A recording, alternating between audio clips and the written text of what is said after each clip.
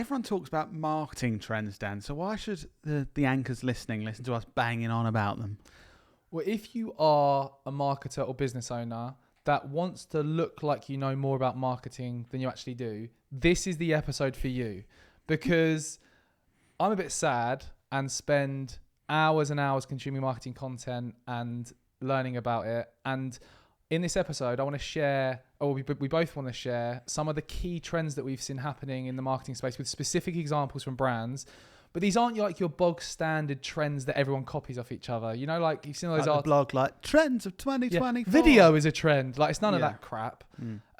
It's actual examples of things that we've seen that I haven't seen many people talking about. And I've done a few posts about this on LinkedIn and they've really blown up because it's a bit of a unique angle on what we see trending and happening next year. I think these kind of things are good opportunities for marketers and business leaders, because if there's something that's working for other businesses in a big way, and it's kind of new or creative, the sooner you can replicate that success, the better. Because obviously trends come and go, and once everyone's doing certain things, you won't get that extra benefit out of it as well. So another good learning episode, hopefully. This is one of those ones where you should listen and then action the examples and stuff. Like we've already started implementing what we've learned from these examples into our own clients' campaigns. And anything else you want to tell the listeners they have to do during this episode? Well, we don't have to, but I'm just trying to help. I mean, very helpful. Okay. Anything I should do whilst being on the podcast? Just be good at podcasting. Okay. Will do. So I want to start with the first trend. Now, have you heard, Lloyd, of a drink called Prime? I have actually, because I was going to say I'm so down with the kids, but it's so mainstream now. You don't have to be, really. Yes, I have. So Prime, obviously, it's been blowing up even more in 2023. It's the drinks brand that is heavily promoted by KSI and Logan Paul. Interestingly, it's owned by another company. I can't remember the name of it. But Logan Paul and KSI only have a small share of the company. Yep. They make it seem like, Prime is ours and everything, but it's actually not. It's owned by another company. They're sort of paid to promote it and have equity. Something really interesting about Prime is they have sort of carved out their own unique content format that not many people are doing, and it's incredibly effective. Oh, God. Don't want to get infected by Prime. It's incredibly effective. Do you want to know what that type of content is? I do. Please tell me. And the anchors. So I've made up a name for it. Oh. Is it a really good name? I call it Visual Data Backed Product Comparison, or VDBPC for short. That is such a cool name, Dan. Visual Data Backed Product Comparison. Yeah. So if you're on social and you've seen Prime, which you probably have, there's this type of content that Logan and KSI do quite a lot, where they basically compare their Prime drink to other drinks brands. So for example, they did this one with Gatorade. They got like over 34 million views on YouTube Shorts, one of their most effective videos to promote Prime on Shorts, where they got Prime and they got a Gatorade, and then they talked about different statistics about the ingredients and things, and then the level of sugar in each of them. And Logan pours like out of a cup. It's not like high production or anything. It's just in a little cup, sugar. This is the sugar that's in Prime. Pours it on the table. You know, visually you're like, okay. This is the sugar that's in Gatorade, and it's like a massive cupful. Yeah, shitloads more than Prime. We've been saying for years about how, like, when we use data in marketing for our clients, it performs so much better, and we don't understand why businesses don't do it more. Because it's like in marketing, you're trying to convince people that your product or service is better than others, or convince people that you get these benefits from our product or service. And in this case, you're just literally putting the facts in front of people, and because it's data and it's not your opinion, because they do other things where they say like Prime tastes better, and it's like, yeah, it might do, but that's your opinion. This data stuff, I don't understand why more businesses don't do it. It's worked so well for Prime. It's especially if you sell a product or service where you are saying that you are better than your competitors. You know, there's some brands out there that specifically say our product is better than the leading provider or whatever you're doing. And if you do make those claims, there's no better format of content than this visual data backed product comparison content. So I really reckon you, Lloyd. You're sort of exaggerating drinking a drink. Sorry, there. I was just drinking an isotonic drink. Oh, what isotonic drink's that, I Lloyd? was just drinking a Merge. Oh, who are Emerge, Lloyd? Merge is a client of ours, and they're just. I mean, I don't have the data in front of me, but I would say better than Prime. Cool. Yeah. Nice. I'm the new KSI. so this, I would definitely recommend trying this content format. And the clever thing they do, they don't just say, our product's got this, the competitor's got that. It's the visual element reinforcing that. There's another example. There's a company called Chamber Media. A guy called Travis Chambers started it years ago. They produce really sort of entertaining ads in America. I remember seeing one of their ads for, it was like a protein drink kind of brand, and they built these two huge mixers, or what they call like the Ninja type food processor. Food processor. Yeah. They built these like life size, like as tall as two people, and in the ad they visually poured a load of stuff in and said, "This is the amount of protein in normal protein drinks," and then they poured like 5 times the amount of these big balls into this water, into the fake processor. This is our protein, and it's that thing of, you don't even really need to listen to what they're saying. You can just see the copy come up and see visually, like, wow, that one is way better than the other one. I think that's what people can take away from this trend. So yes, you might be thinking, oh yeah, we can't afford to have people like KSI and Logan Paul promoting our brand, or like, you know, we don't have the budget to do that day to day for our brands. But there's two sides of this that make it work brilliantly and that don't require KSI and Logan Paul. One side is the data, so communicating with data, so people can't not be convinced by it because it's just, oh, that's the truth. And the second thing is how you creatively show that visually. Because if you just boringly say, oh, my drink's got less sugar than this, even though you've got the data there, no one gives a shit. So it's linking that with how you creatively and visually put that in front of people. And if you get those two together in the right way, it's just such a good strategy. I've actually seen this for other brands as well. Can't reveal the details, but we've just started working with a new healthy sweets brand. And in the research when we were doing research for the pitch for that, there was a type of content on LinkedIn that was incredibly effective, where this guy was going into supermarkets, picking out 2 products that say they're healthy sweets for kids, and then literally getting the back of them and going, this one's got, you know, all this crap in. Look, this, and this, whereas this one hasn't. And like showing you the sweets and sort of prodding you in the face with them with the video. I feel like traditional marketing, you know, TV ads and stuff for food, it's worked all these years, just like Activia yogurt. They just call it like Activia, whatever it's called, gut health. And then even though there's an asterisk and it kind of just says like, yogurt might be good for your gut and that, and it doesn't actually say anything. Gut health is just the name of that. I feel like traditional marketing, that on a TV, gut health, and everyone's like, oh, I'll buy that. Now with like vertical video and social and platforms like TikTok, like advertising has changed. You don't need this flashy TV ad where you just say a few words. Like you can go into more detail and these kind of things where people genuinely are just like, I'm going to read the back of this and all the ingredients. I feel like there's been a big shift there that you can do that with your marketing now, whereas previously, like, no, we need this catchy thing you've got to say in a sentence. Now, like, no, I'm just going to read all this shit from our competitors' ingredients and people will actually listen. This is a great segue to the second trend. I don't even think you realised it, Lloyd. I'm just good at segues, mate. But the next trend I want to talk about is, and give you an example of, is a company called Boxbollen.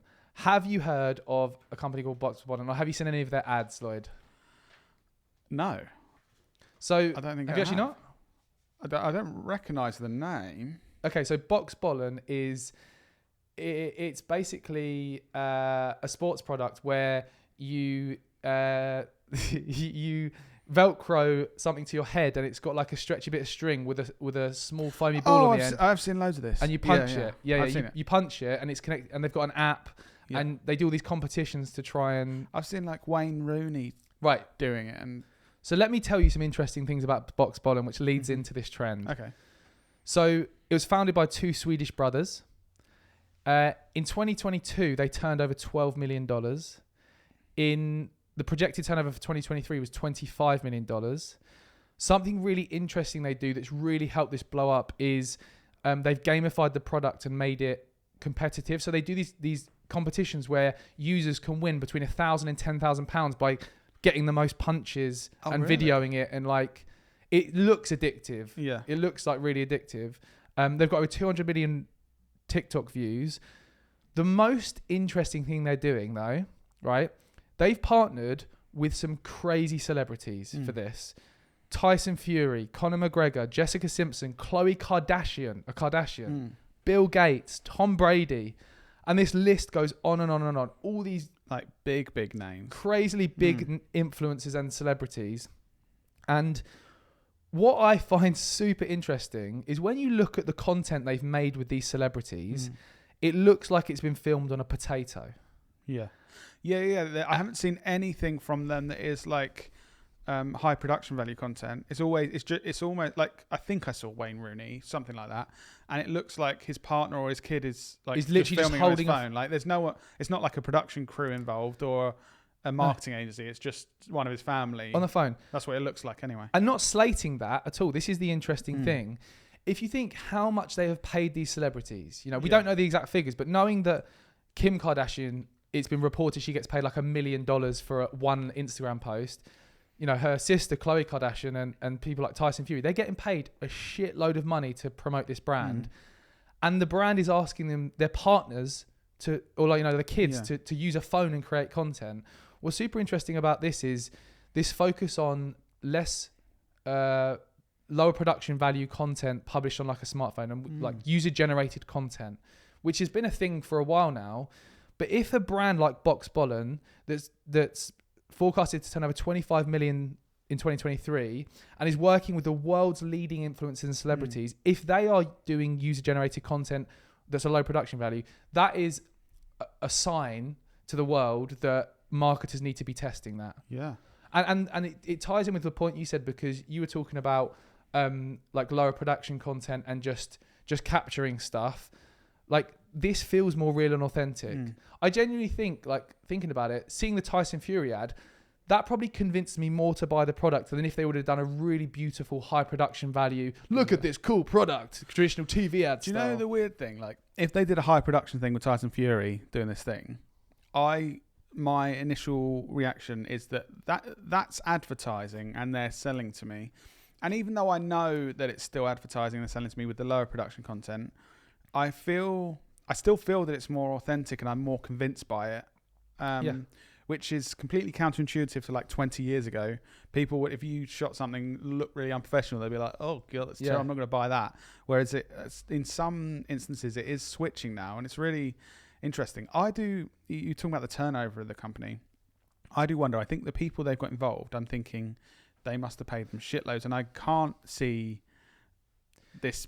I don't think it would be profitable even with that turnover. This is my slight red flag. But I do wonder. Like, I'm interested with the background of, are they just doing this to get it so big that they're thinking like, all right, we'll stop paying the Kardashian stuff, and then over the next 10 years we're going to make so much money because the brand's being built. I also wonder, and we haven't worked with like influencers on the level of Bill Gates, Tyson Fury, and the Kardashians. So I don't have this experience, but would using our experience and knowledge from who we work with, I'm thinking potentially you get a better deal if you say, oh no, we're not going to have like a shoot date you have to turn up to with our production crew and stuff. It's like, we can send you this, it's on your phone. Probably taking 5 minutes to make. It's like 5 minutes and you can just get like one of your family to shoot it in your living room. Like you've got this window of time when you can do it. It's not like, oh, the shoot date's today, you have to do it. I wonder whether they get better value with these celebrities and influencers because of that. It's like, if you're a Kardashian, no, I need 1.5 million for a video. It's like, well, how about would you do it for 750,000 if you can do it any time in the next 3 months? Shoot it on your phone. None of us need to be involved. You have no one turn up at your house or anything like that. Maybe they get a good deal relatively. I reckon they've given them equity or something as well. Like, because the numbers don't add up. I've shared about 8 top tier celebrities there. There's like 20, 30, 40, 50 more that I haven't shared. Like top Premier League footballers like Wayne Rooney. Because I completely believe in user generated content being a big part of what works in marketing for a lot of businesses and brands, and it should be with the balance of different things. But what I don't understand is the economics of paying people like this on this level with user generated content. So be interested to see, like, in the next few years what happens with that brand.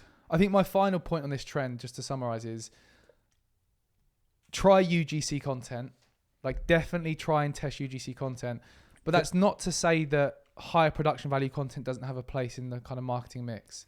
There's certainly a place for that. Like, and we've proven that with campaigns that we've run for some of the world's leading brands. Can I briefly take the piss out of you? Just for a bit of an interlude. You said UGC content. Yeah.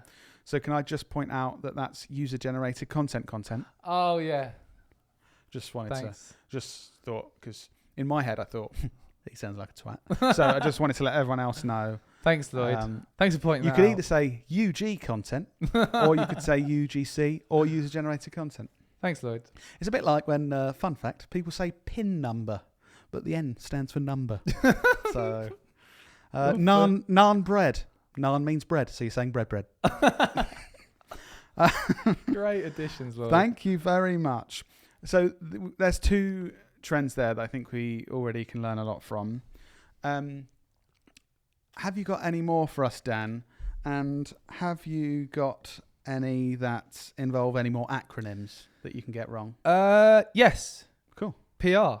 Okay. PRR? No. So reactive PR stunts. Okay. Now, RPR. If you work in the world of marketing, or you even use social media, you'd have definitely seen a reactive PR stunt from a brand. What a reactive PR stunt is, I guess there's lots of different ways of thinking about this, but in my way of thinking about things, a reactive PR stunt is where something has happened in the world, either externally to a brand or like a customer has created a piece of content about the brand, and then the brand has reacted in a creative way to get press. That's the simple explanation of reactive PR. Now, this has definitely been blowing up more and more and more. A few examples, just to give you an example of what this is. So I don't know if many of you would have seen Dash Drinks when Prince Harry was in court about the scandal to do with tapping his phone. They basically went, all eyes of the world were in London on this court case when Prince Harry was turning up in his car.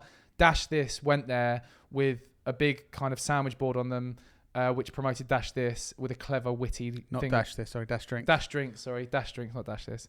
That's a marketing software we use. Dash Drinks. And then they were handing out Dash Drinks, and they got loads of PR in front of the world's media by cleverly reacting to something that's happening in the world. Another example is, have you heard of Stanley Cups? I feel like this is more of an American thing. Do you know what?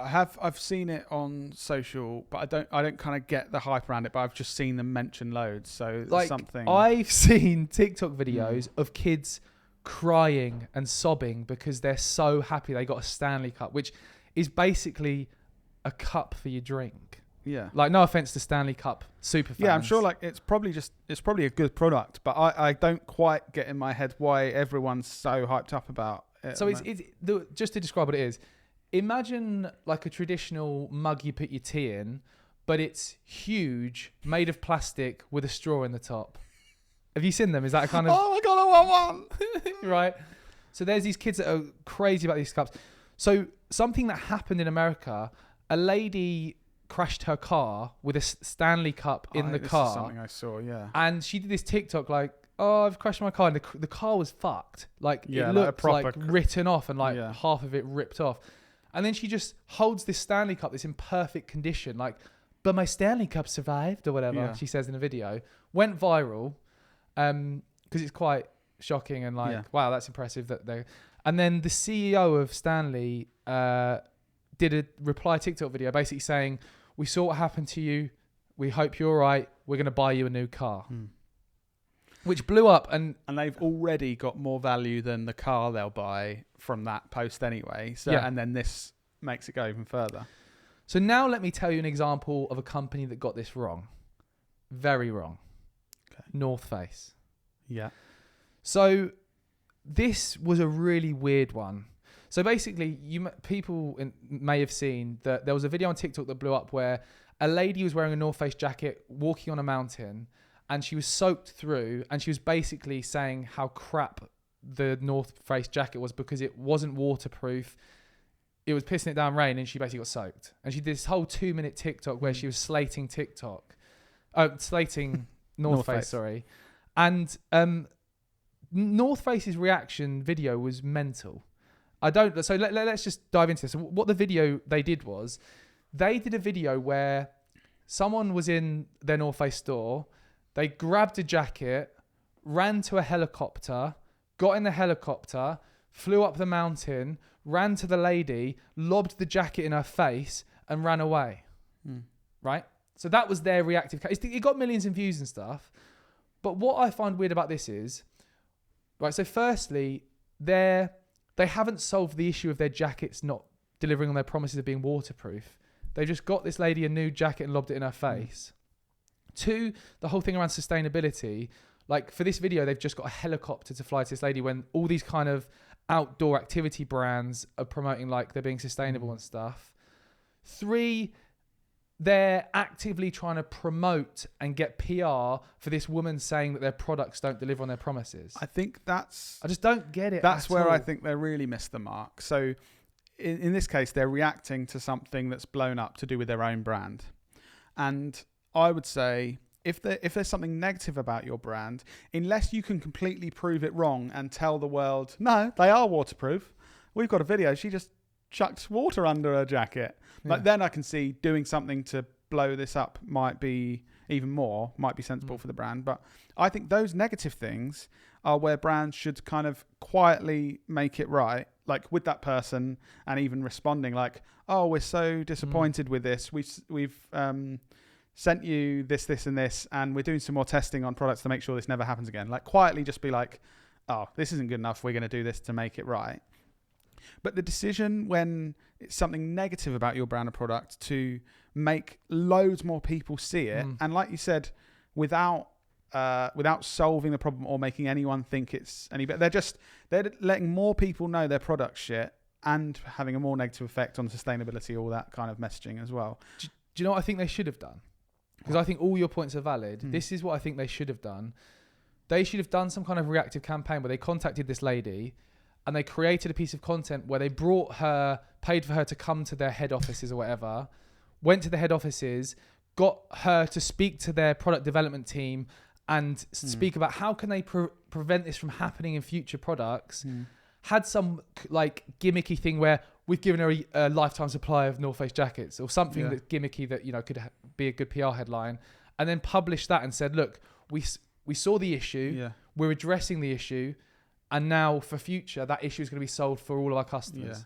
Whereas what they've done is we've seen the issue, done nothing about it, told millions of people there's an issue. Do you know what I mean? Strange. It's just mental. Very strange. Going back to the reactive PR, we spoke to Carrie Rose from Rise at 7 about this kind of thing. She spoke about forgotten the name of the incredibly popular TV show. Describe what it is, and we'll try and flesh Squid it out. Games. Squid Games. Great podcasting, Lloyd. Spoke about Squid Games. So in the original Squid Games, I can't remember what the brand is, but every contestant was wearing the same trainers.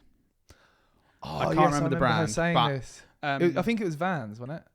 Potentially. Was it white Vans or something like that? But basically, this sold out overnight. Originally, the brand at first were kind of like, why is this particular shoe selling out or whatever? But it's those kind of things. If there's real benefit now in like either linking your brand to something that's happening in the world, or sometimes your brand, if you're a bigger brand, can actually jump onto something trends in popular culture very quickly and make the most of it. I think that's really important as well. So if you are the manager for a big brand, you want to be ready and have a plan. It's like, okay, if our product or our brand is suddenly mentioned by one of the biggest celebrities in the, people get pictured with certain jackets or certain products. We work with Mr. Freeze ice poles, and Lewis Hamilton had one in an interview with Formula One, and obviously that's a massive opportunity that you didn't know it was coming. But I think knowing that could be the case as a brand manager for a bigger brand and being ready to jump on that and take action quickly is something we've all got to learn as well. I think it's trying to be clever as well, because it's so easy to miss the mark, isn't it? To try and just come across as you're trying to be clever. So it's really trying to think, especially having to work quickly. You're like, oh, we've got to jump on this, but you see a lot of brands muck up because you can tell, oh, they've tried to do this quickly and they've really missed the mark. I think there was one that you mentioned, Carrie from Rise at 7. I think Rise at 7 did this ages ago. There was the Bernie Sanders chair meme where he was in gloves at a ceremony in America. He was all cold and wrapped up. He was all cold, and they basically did a fake IKEA ad where it was him on the chair, and then it was like what the chair was and the price of the chair. And they also had they had oven gloves because it looked like his mittens were oven gloves. So 2 of their products. Just really, that was really clever. That was really simple, really quick. And I think Bernie as well is someone who isn't too controversial. If it's someone like Trump, you're probably going to get a whole load of people going, oh, I'm boycotting IKEA, they're taking the piss out of Trump. It's kind of like just a nice, harmless thing. It's good. That is a good example. Can I share another trend with you to do with car crash advertising? You can. What do you mean by car crash advertising? So again, I've sort of named this my thing. You probably can come up with a more catchy that's name. That's a bit of a phrase here, isn't it? You've named things yourself. Yeah. I would say this is more catchy than the other one that had about 12 words. Okay. Yeah. So car crash advertising. CCA. And I describe these as ads and marketing that's impossible to stop watching, but is bloody annoying. And if you think of some traditional ads like the Go Compare ad, Go Compare, like so annoying, but it's in your head and you can't stop thinking about Go Compare. The ad that specifically came up more recently that made me think of this is a company called High Smile. Have you heard of High Smile? Yes. So they went from a £20,000 investment to turning over $200 million. Sorry, $20,000 investment to turning over $200 million in 6 years. So it's incredibly successful company. You can't avoid their ads. If you're on social, you would have been targeted with their ads. I was targeted with an ad recently there's always this bald guy. There's always this bald guy in all of the ads, and he just does annoying stuff, and it's just so bloody annoying. This ad, he's running around the factory where they're making this product, literally shouting at the screen, "It's only 5 days until the sale ends," and I noticed myself having some weird like human reaction where I couldn't stop watching because someone was shouting at me.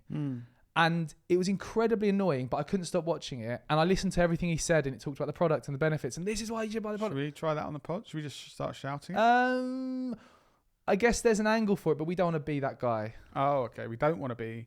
No. But I mean, you're saying it's a trend. So do you think this is something that people should be trying? I do think so. But you need to be clever about this. I think just shouting at the audience is just quite a cheap tactic. I think there's better ways you can do this.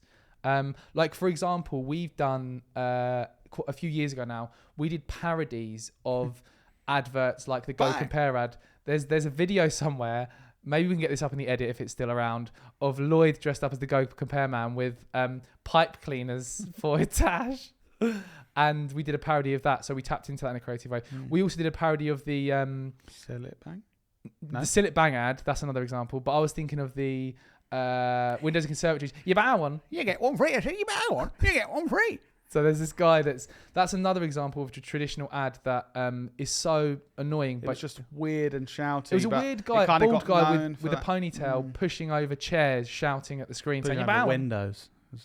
It was for Windows. He was pushing over Windows. Oh, was it Windows? Yeah. Oh, I thought was pushing over. You buy one. I know. We pushed over chairs. Yeah, we didn't have Windows or the budget for Windows. So yeah, the lesson from this one, I guess, is thinking about testing some kind of marketing that may seem a bit annoying and catchy, but it's impossible to stop watching. We kind of use strategies in our marketing of videos punching in and out, changing the look of the video frequently so that people are staying engaged. There's little tactics like that you can use to that might be slightly annoying but are impossible to stop watching. So what about Lloyd? Can you finish? What about Lloyd? Can you finish us off with a? Can you finish the pod off with a trend that you've seen? Yeah, because it's been a lot of me talking. I'm sorry. Quick fire trends from Lloyd. Quick fire trends from Lloyd. Let's do it. QFTFL. Quickfire trends from Lloyd.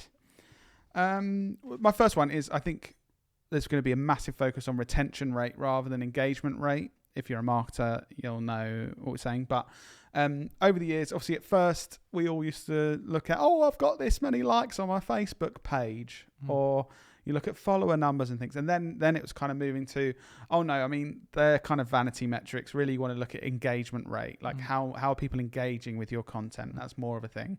And I think we're going even further than that now.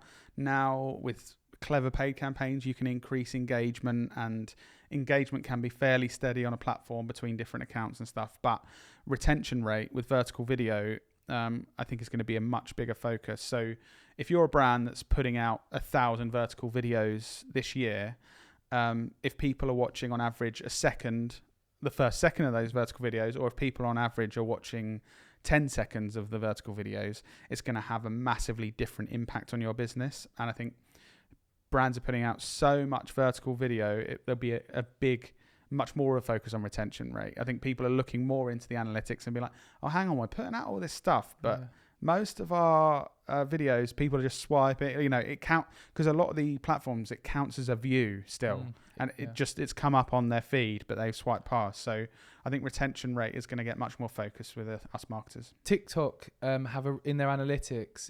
Have a look. They've got a really cool feature where they've got a retention graph where you can slide your finger across it to see when people drop off the video. Yeah. Various social platforms have different ways of doing it, but that's one that I definitely. If you want to improve, it is as simple as look at the points where people drop off of your video. There's something in those seconds of the video. People are like, oh no, this isn't for me anymore. I'm bored, or this isn't relevant. Like when you started talking on the pod, instant massive drop. Yeah, and then I start and it goes up again. Yeah, exactly. So, an example, if we were using that analysis, we'd say, okay, Lloyd shouldn't talk anymore. Are you just going to be silent now? Do you want me to read your quick fire? No, I just thought I'd make you nervous. I've got a second quick fire one, and I just think influencer marketing is going to become more niche and authentic. Bit weird with this Boxbollen thing, kind of counters that. I do think at first influencer marketing, when it came on the scene, it was basically like, everyone's selling teeth whitening things, and it didn't matter if you wanted white teeth or that person was relevant to have white teeth. Just like the teeth whitening people had a budget, and they're like, get everyone on the internet to sell these, and sold a load of stuff. And I think that worked for a while, and that was when people didn't realize influencer marketing was influencer marketing. It's like, this must be good. All the people I follow are talking. This must be so good. It's weird. Everyone is saying the same thing. Yeah, and it's obviously Gen Z and Gen A coming through. They've started their life on the internet with influencer marketing. They're completely savvy to it. And I think now brands are having to partner with more niche creators that are much more relevant, and having to make it more authentic. So I don't think, from what I'm seeing, which was why I was thinking this Boxbollen, it's kind of counter to that. Like Bill Gates punching a boxing thing. I kind of think this is what I think won't be happening in the future, because people are like, I don't like, Bill Gates is a really rich, does computers, but I'm not really convinced that this fitness thing by Bill Gates. Whereas someone like Tyson Fury, if he's doing it, you might be more like, this is relevant, and if he's using something like this, I might actually give this a go, even though I know this is advertising. So I think brands are getting more savvy to it, not just putting budget everywhere because someone's got a big audience. And potentially there's going to be more potential for those smaller creators.